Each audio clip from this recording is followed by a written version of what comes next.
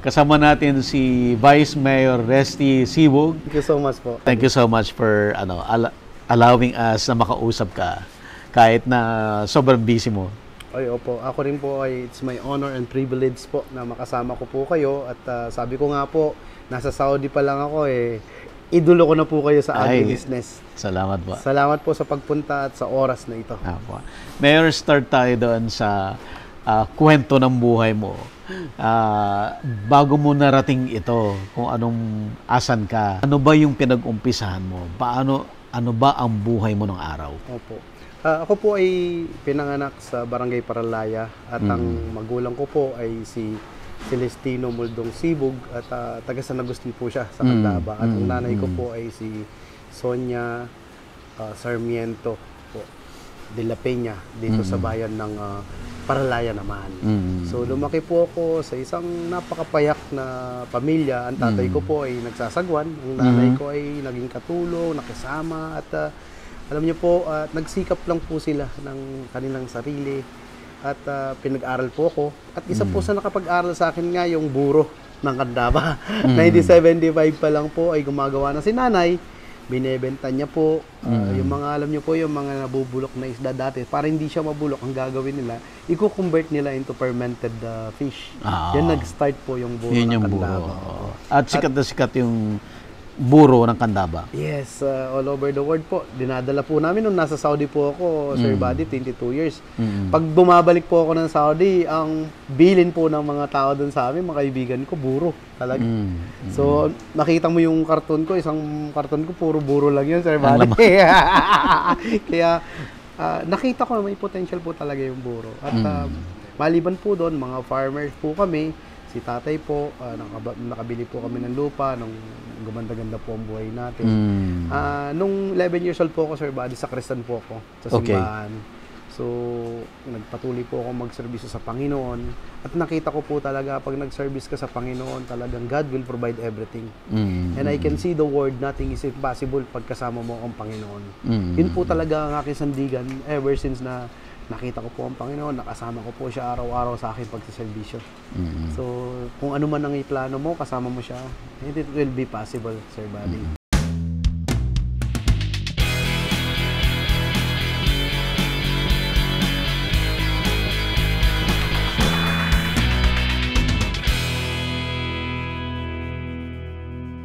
Available na po ang agribusiness merch sa Shopee. Ang link nasa description box.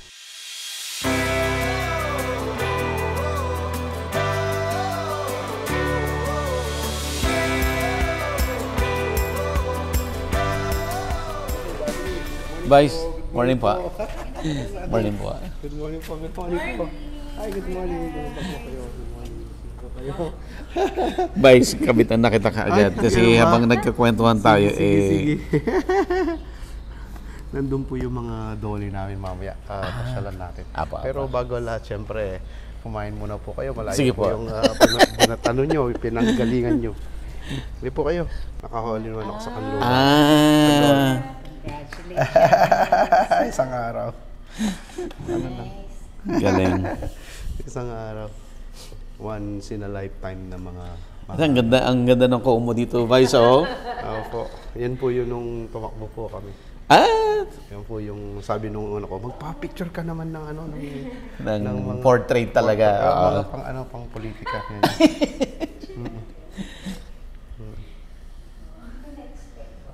Pupo kayo. Pupo kayo. Dami mo, puro mga trophy mo, Vice. Opo, yung mga sa Saudi pa yung iba dyan. Tapos yung sa anak ko, dalawa. Yung anak ko na naglalaro. May nagawan ako ng pera.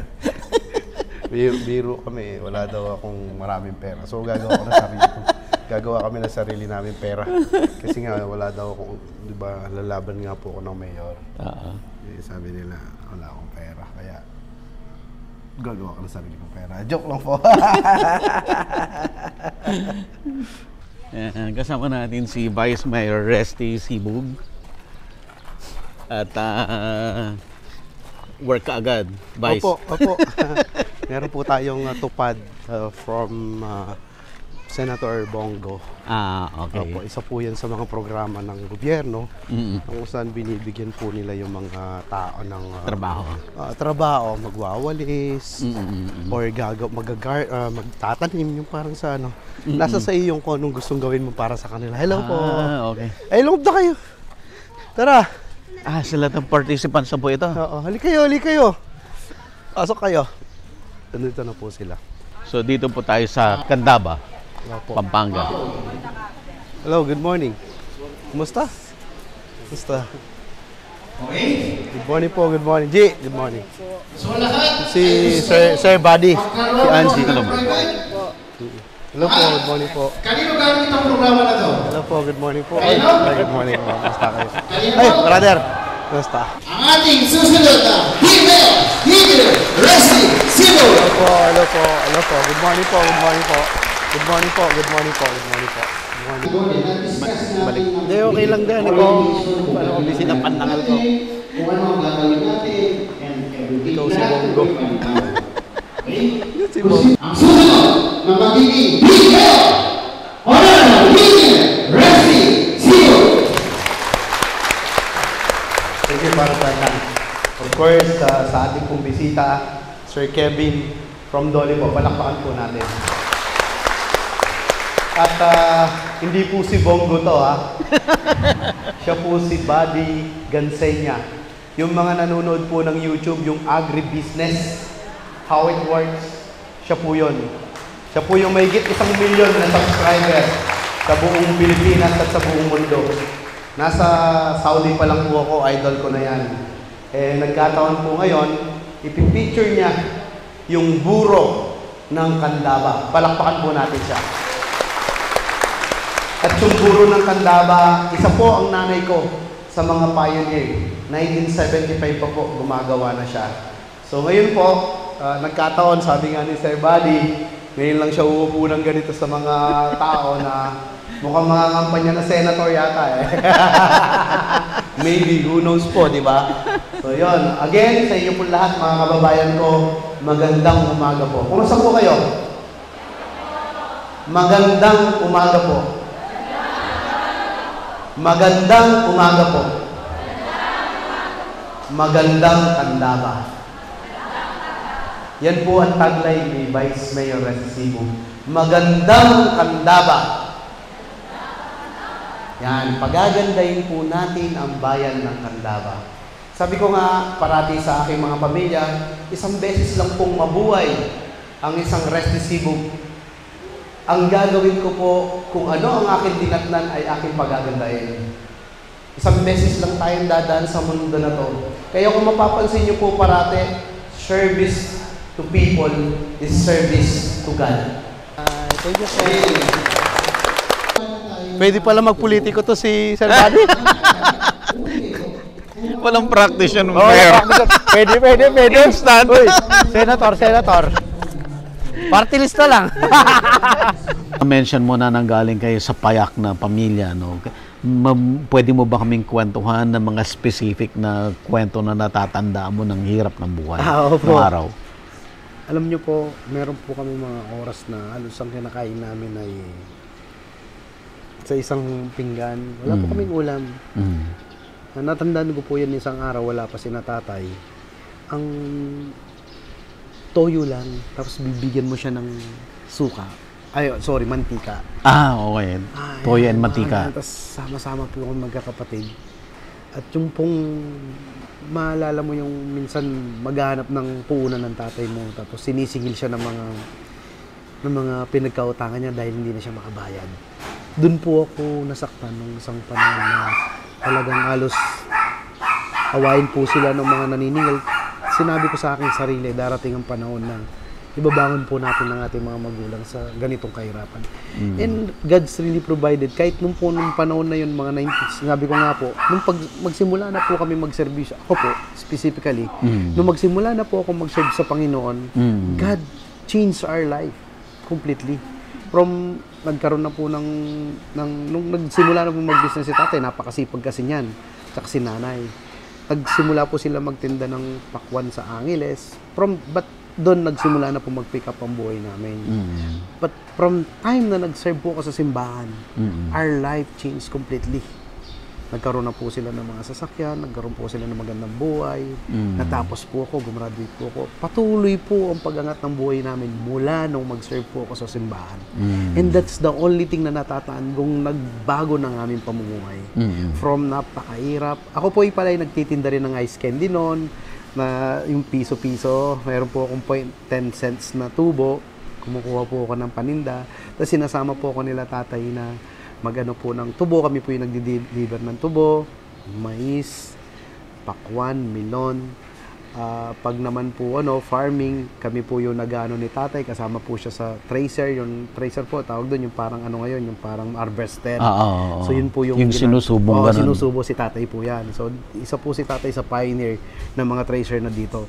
So yun, from then, hanggang pong gumraduate po tayo ng mechanical engineer, nag-abroad po ako in 2000.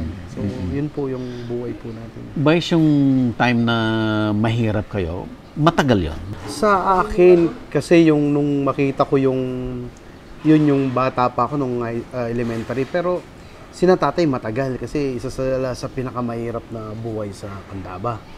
Dahil si tatay, in fact, namatay pa nga ang tatay niya, binaril sa pagbabantay ng pispan ng para sila po yung mga katulong. Sila po yung tao. So, ang nangyari po, meron pong, dati po kasi yung mga tinatawag na NPA, mga kubala dito sa Candaba. So, yung parang nag-anoin po sila ng mga ari-arian. So, nagkataon pong si Lolo at si Tito namin, si Tito Bertie, ay nandun po sila. 5 po yan eh. Mag-ama rin yun, yung mga Padilla, at saka yung isang pamilya pa. Nakabantay po sila doon. Eh, siyempre, may dispute po yung lupa. Pagdating po ng mga doon, hindi namin alam kung NPA, pinagbabaril po, pinatay ang ang lolo ko at ang kapatid ni tatay. So ganun po kahirap ang buhay talaga nila kasi parang po sila, boy po sila sa mga bukid. So yun po, ganun po yung hirap namin. Imagine mo yung lolo ko po pinatay. Yung tito namin pinatay sa bukid. Dahil po sila yung bantay. Kung tutuusin, wala naman po silang kinalaman sa dispute. Pero dahil po siguro part po talaga ng buhay yun, pero napakasakit po. Napakasakit po sa tatay na naalala ko po yun sa sobrang hirap po noon, nung panahon na yun, pinatay po talaga sila. Vice, nung nag-college ka, kamusta ang buhay mo? Ayun po, yung sakto lang po, kasi nga ang nanay noon, medyo na? Hindi pa. Hindi pa. Meron pong, sakto lang po din po noon, nung college pa rin. Sabi ko nga, sakristan pa rin po ako noon, nung first year college ako. So, nagsiserve po ako sa simbahan. And, tapos po, ang ginagawa ni nanay, pinapadalan po niya ako ng bahon po noon, 350 pesos sa 1994. So, tapos, bibigyan niya po ako ng bigas sa bag ko. Meron pong payless, na ganon. Pinadadala niya po ako ng buro, yan. Kung ano po yung meron sa bahay, para yung pera, pangpasay lang at konting pagkain lang doon. At least meron na po akong bigas, meron na po akong pagkain, may itlog na rin ako. No? Pinababaw na niya po ako sa Maynila. Sa TIP Manila po ako gumraduate. So, from then, unti-unti po gumaganda ang buhay hanggang makatapos po ako. So, yun, nung makatapos po ako, so happen SK chairman na rin po ako ng barangay namin. Yung time na yun. 1996. Pero 1998 po, nakapag-asawa ko. Nakapag-asawa ko, nagkanak po kami si Rem. After po nun, na-extend po yung pagiging SK ko. So, after SK po, sabi ko, extended kami ng 3 years. So, hanggang 2002. Pero, kailangan ko na maghanap buhay. 2000 po, nag-decide po ako pumunta sa Saudi. December 6, 2000. From 2006 until only yung nag-file po kami ng candidacy noong October 2022. Pinatakbo po tayo ng vice mayor ng ating mga kababayan. At yung challenge na yon, and I think that's really God's plan dahil kung di rin po siguro ako tumakbo, baka hanggang ngayon nasa Saudi pa ako. At ito po, yung mga services na ating mga ginagawa sa ating mga kababayan ay atin pong nakita, yung mga pagkukulang atin pong pinupunuan. Ano naman ang naging buhay mo doon sa Saudi? Ilang years yan, Vice? 22 years po ako sa 22 Saudi. years? Yes. So, nag-start po ako ng simpleng tawag po sa amin noon, design engineer. Kami po yung nagdi-design ng mga ducting, yung mga air conditioning. Kasi sa Saudi mainit. So, very in demand po yung mga HVAC engineer. So, nagdi-design po tayo doon. Hanggang 2 years, natapos ko po yung kontrata. ay may naging active po ako sa Philippine Society of Mechanical Engineer, na kung saan sila po yung nagbigay sa akin ng knowledge, tinuturuan po kami, hanggang maging officer po ako. So, from BOD, Board of Directors, doon sa Alcobar, kasama ko po yung ating mga kasamang PSME doon. Tapos, after 2 years, sabi sa akin, huwag ka na mag-renew dyan dahil hindi masyadong maganda yung kumpanya ko. Maghanap ka ng European or American company. And I pray to God, ayun, binigay po sa akin yung Saudi TKT. Doon po, 20 years ako straight. Doon ka, 20 German years. company, from simple project engineer hanggang naging isa po sa mga direktor. From simple engineer, design engineer, senior mechanical engineer, site manager, project manager, assistant area manager, hanggang director po. Yun po yung istorya po ng buhay ko doon. Hanggang yun, sa pagtulong po, hanggang naging presidente rin ako ng Philippine Society of Mechanical Engineers sa Riyadh. Kasi po sa Middle East, nakakalat po ang aming mga organization. So, 2010, naging presidente po ako. From then po, naging chairman po ako ng buong Middle East din sa PSME. At dun na po tayo nag-start din ng pagtulong. Nagbigay po tayo ng mga school supplies dito sa Candaba. Sabi ko, habang gumaganda rin po ang buhay namin, sabi ko sa asawa ko, Mami, why not share our blessing? Kasi parang sobra-sobra nang binibigay ng Panginoon sa atin. Mag-share naman tayo. So we start our like Sibog Foundation. Namimigay po kami ng mga school supplies every year. Dito during my sa birthday Candaba, dito sa Candaba. while nandun kayo sa Oo. Saudi. Tapos, nag-ano rin po ako ng mga scholars ko. Tapos may mga tuli mission, dental mission. Ang dami ko na pong ginawang mission. At yun, after po nun, tuloy-tuloy po yan. Hanggang naging awardee po ako ng Model OFW Family 2019. That was awarded by the President Former po President. ni President Rodrigo Duterte. And then after that, 2021 po, Bagong Bayani naman, na kung saan 15 lang po na tao yan every 2 years sa buong mundo din. So nakita po nila yung contribution natin, local at saka abroad. So nung pandemic po kasi, Sir Buddy, tinawagan ko si tatay, sabi ko, mukhang mauubos na yata yung tao, parang mamamatay na yata tayo lahat. Sabi ko, pamigay na lang natin yung mga harvest natin. Sabi ko kay tatay, bakit?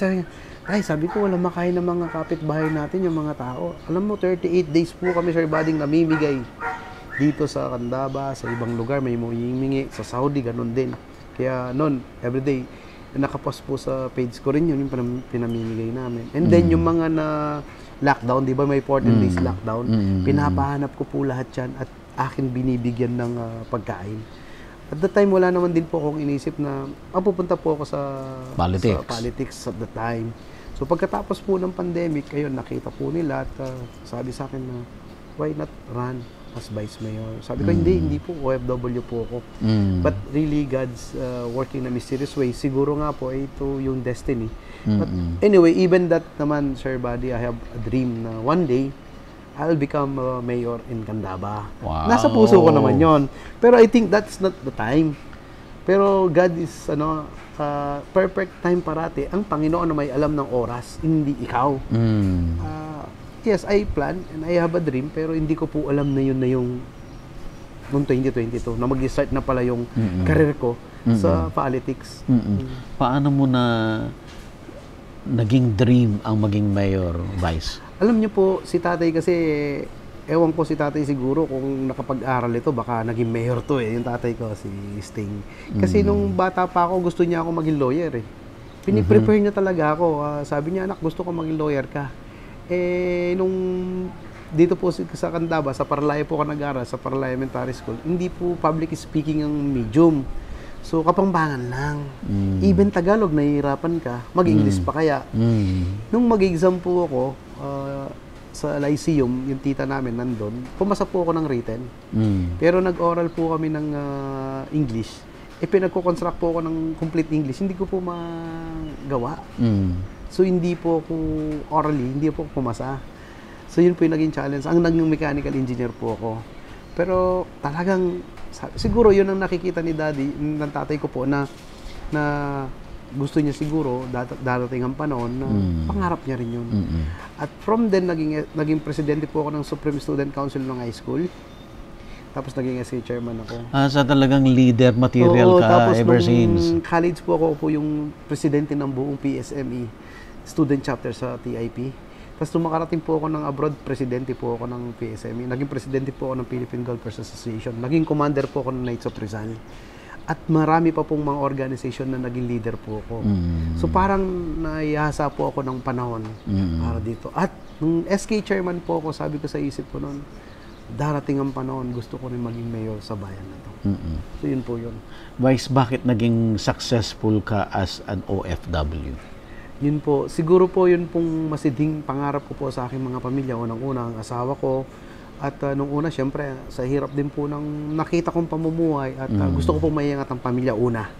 Pangalawa, yun nga po, yung dream ko. I pray to God every single day that He give me the resources and everything to fulfill my dream.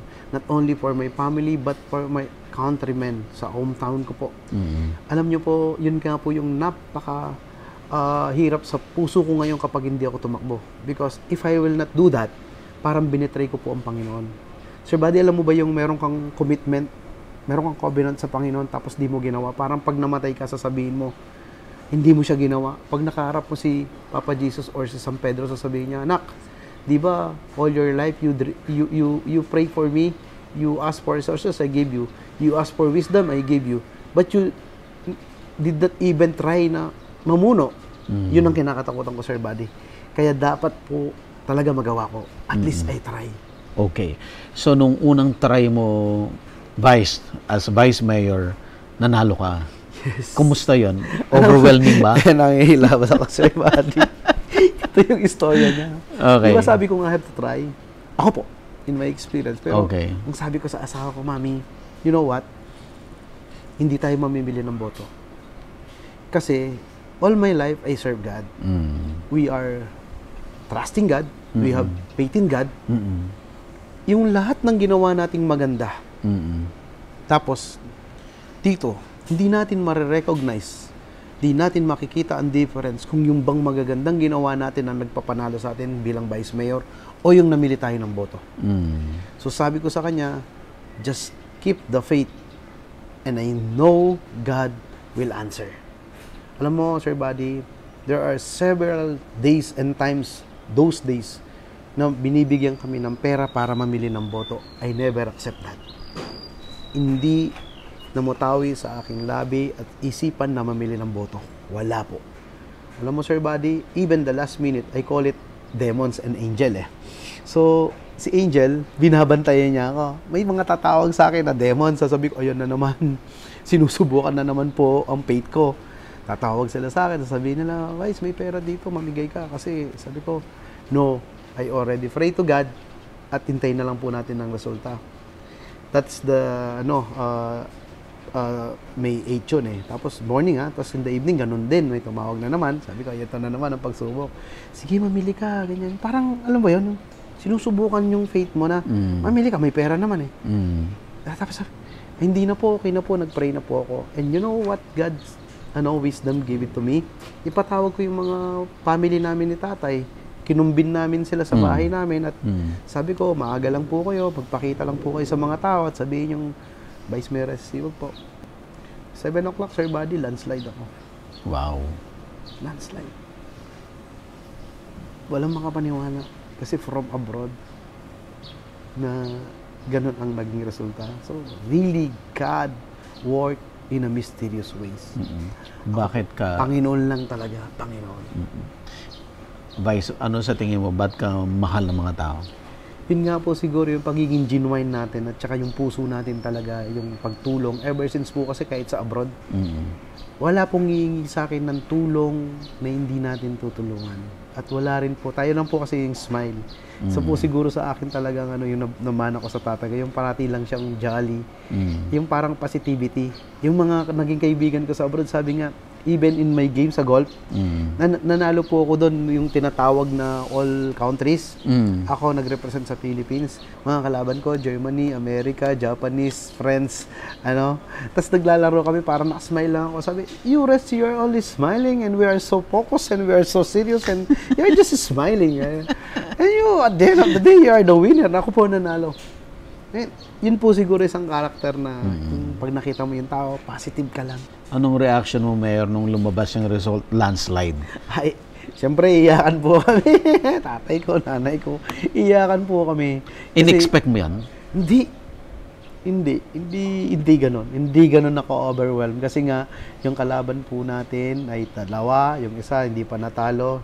Ni minsan, incumbent po. 3 beses po siya naging councilor, 2 beses po siyang vice mayor. Graduating po siya. Hindi ko po in-expect. Pero talagang, ano ko lang talaga ay ang Panginoon lang po talaga ang sandalan ko sa lahat ng aking laban dito sa mundo na to.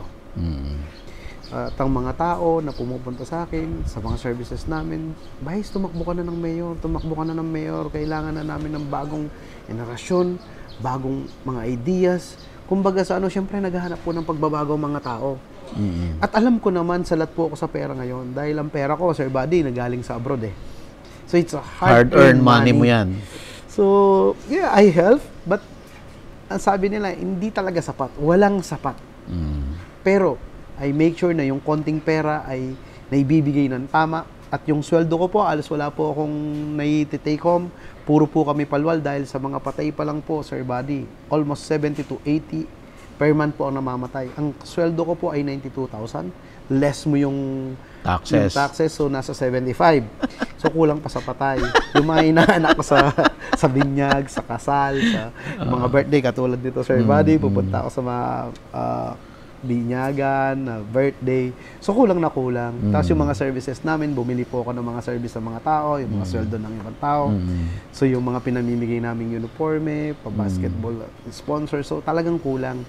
But, you know, Sir Buddy, sabi ko nga, Mami, parati niyang sinasabi sa akin, paano tayo yan? Sabi ko, God will provide.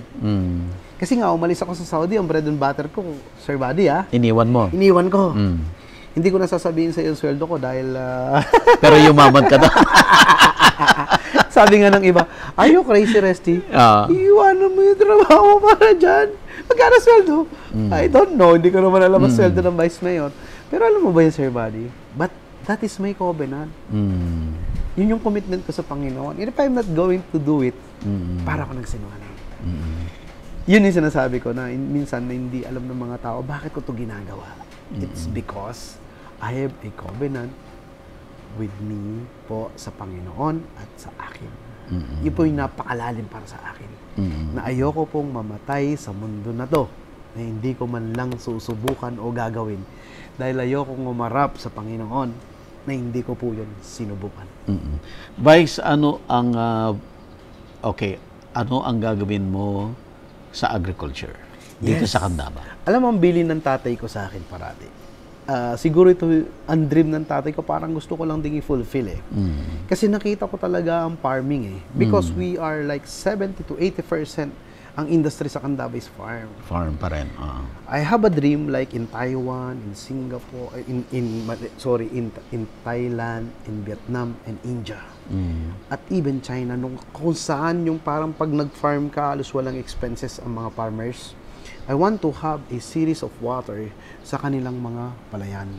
Magkakaroon po ng irrigation na kung saan manggagaling lamang yan yung, I hope na yung project po ng ating Presidente Marcos na impounding, and it was already done. That was studied by JICA several years ago. Sana rin ang mga kababayan ko ngayon ay maintindihan po nila to at hindi naman lahat ng portion ng lupa ay makuha. Kasi yun lamang po ang tanging paraan para darating ang panahon, ma-maximize natin yung dumadaan na tubig dito sa Candaba Swamp, ma-collection natin, but makapag-farming po tayo ng mas maayos. Kasi nga gagawin po natin yung mga irrigation na napakaganda. Para sa ibang lugar, ino-open mo lang, darating ang tubig. Yun po yung pangarap ko. At ayusin. Parang two-way na yan, Mayor, no? It's a flood control at the same time irrigation. Yes, irrigation. At dun sa irrigation na rin, you can also put fish.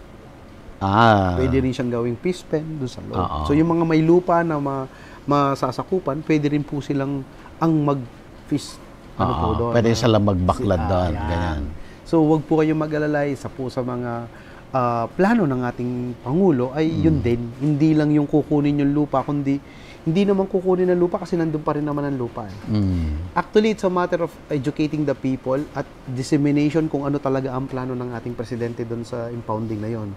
Actually, nung ako po yung interview noong 2022 ni Ka Joel po ng PIO po ng Pampanga, in-explain ko rin yan. And it so happen ngayon talagang gustong mapostro ng ating presidente yung water impounding. Kasi nga naman sayang yung tubig na dumadaan sa amin. Tapos pupunta lang sa dagat, wala na. Through NIA project po ba yan, Mayor? Agriculture po, NIA And Department of Agriculture.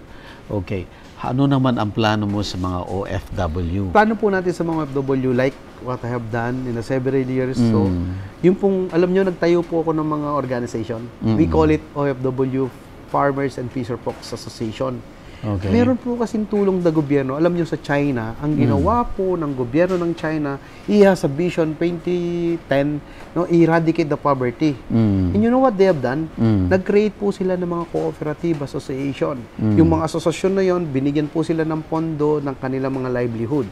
Example, sa isang barangay, magagawa po sila ng mga bags. Sa isang barangay, magagawa po sila ng tsinelas. Sa isang barangay, kutsara, ganito. So, in every barangay, meron po kanya-kanyang mga factories. Okay. Funded by the government. Okay. Imagine mo, yung sinabi ko nga kanina, di ba? Yung sinabi ni Jose Rizal. Sabi ni Jose Rizal, with or without Spain or independence, if the slave of today will be the tyrant of tomorrow. Turuan natin sila mga isda. Huwag natin silang bigyan ng isda. At tayo mga Pilipino ay baguhin natin ang ating sistema. Ulad po tayo. Pero we need leaders. Leaders that they really love the people and really have a vision to uplift the lives of the people. At ako po ay isa na doon. So gusto ko pong mangyari ngayon doon sa mga tinayo kong mga asosasyon, ay bibigyan po natin sila ng fund na kung saan i-develop po nila ang kanilang negosyo. At darating po yung araw, meron po akong kaibigan sa Tarlac, from 11,000 lang ang fund nila, ngayon nasa almost 70 million na ang kanilang association. Wow. So yun po yung pangarap ko. Na lahat po ng asosasyon or mga OFW na uwi, that they will have a livelihood program, i-develop po nila yung kanilang mga negosyo, kung ano man, association nila, popondoan. May pondo po sa government. In fact, ang gobyerno ay napaka-generous. Mga grants po yan. Merong 1 milyong tulong puso sa OWA. Makapag-create ka lang ng 32 na members, bibigyan ka po ng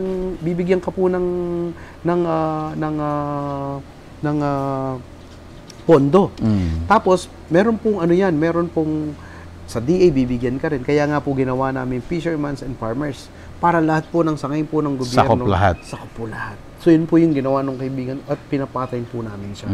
Posible, Sir Buddy. Kaya. Okay, Vice.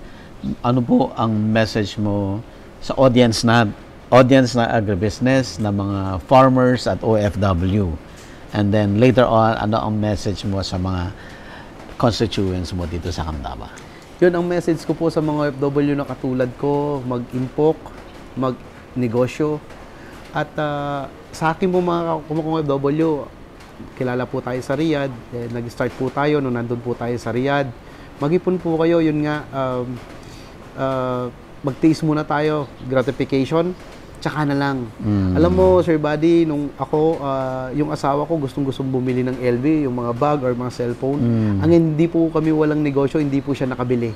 So, sinabi ko sa asawa ko, magtiis, magsikap, magnegosyo. Hanggat wala kang kumikitang negosyo, wag mong pambili ng bisyo yung kinikita sa Saudi.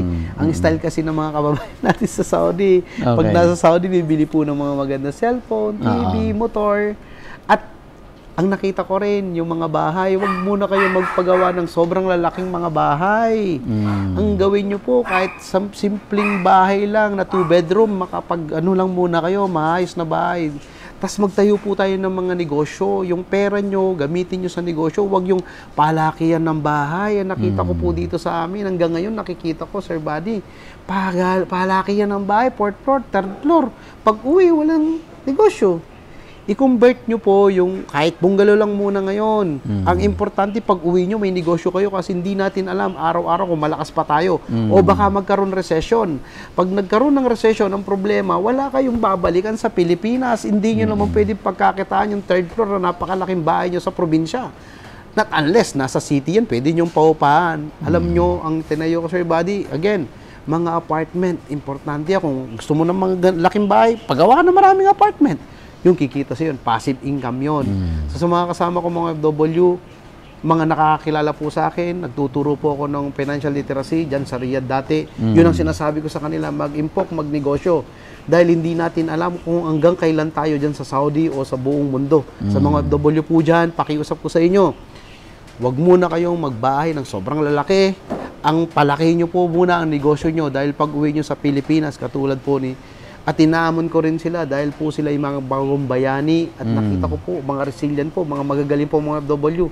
One day, maybe, takbo po kayo ng mga kapitan, mayor sa inyong mga bayan. Baguhin po natin ang mundo. Samahan nyo po ako sa pagbabago tungo sa maunlad na bayan ng Pilipinas po. Maging bagong Jose Rizal po tayo sa bagong henerasyon. So sa akin naman po mga kababayan po, ako po ay alam nyo po, ang pangarap ko po sa inyo yung tinatawag kong Vision 2034. Makikita nyo po yan in few days or few weeks. Ipapakita ko po sa inyo ang plano ko, ang vision ko sa bayan na to, kung saan patungo ang bayan na to, sa napakagandang bayan. And I'm aiming for one of the best town in Pampanga and maybe one day in the whole Philippines. Abangan nyo po ang aking Vision 2034 at nakita nyo naman po sa almost 3 years ko na pagsaserbisyo. Yan nga po yung una sa lahat ng Panginoon. So yun po, mabuhay po kayo at sa lahat po ng aking mga kababayan, ipagdasal nyo po ako dahil ang tangi ko pong sandata ngayon ay dasal dahil po alam nyo naman, sinasabi po nila walang pera si Vice Mayor Rusty Sibog. Totoo po, wala po akong pera pero napakalaki po ng puso ko para magservisyo sa inyo. Salamat po. Mabuhay po kayo and God bless us all po. Sabi ko nga parati, Sir Buddy, God first eh. God first. Ayan. Mayor Rusty, thank you so much. Opo, Sir Buddy, it is my pleasure, privilege, and honor na makausap ko po kayo. Parang kailan lang, pinapangarap ko lang to ngayon. Kasama ko na kayo. Pinapanood ko po, idol ko po to. You are touching, you touch a lot of people sa kanilang buhay. Kung meron silang hinahanap na negosyo, isa sa mga pag nag-type ka, nag-search ka, lumalabas po yung agribusiness. So sa mga amin, follow nyo po sa YouTube si Sir Buddy. Ang dami nyo pong matututunan sa mga nag-start o mga OFW na gusto magnegosyo. I-follow nyo po siya. Ang dami po nilang pinipicture. Ako, nasa Saudi pa lang po ako dahil nga po mahilig po tayo sa agri. Siya po ang isa sa mga pinapalo ko na at least dito, may matututunan ka, hindi lang puro marites.